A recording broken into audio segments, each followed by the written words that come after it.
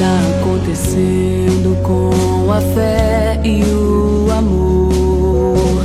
Parece que não se acredita mais na volta do Senhor. A igreja que era pra ser santa está deixando o mal entrar. Já não se prega a mensagem que Jesus mandou pregar. É canto, sincretismo espalhado, é tão grande a distorção. O que se prega hoje não é mais temor, nem santificação. É só desejo de vingança, já não se pratica o perdão. E a busca do poder a qualquer custo, desunindo os irmãos. Mas Deus está falando e ai daquele que não quiser escutar. Quem não pratica a verdade no céu não irá entrar.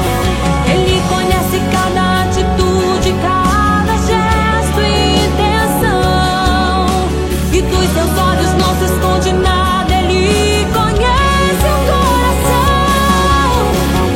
Olhe pra você, examine-se agora, veja se está preparado pra ouvir o toque do clarim que vai soar.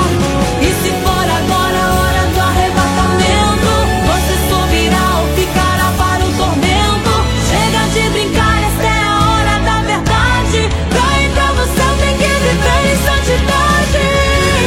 Santidade Deus requer, santidade pela fé, santidade comunhão, santidade entre os irmãos, santidade no falar, santidade no agir, santidade ao caminhar, santidade até o fim.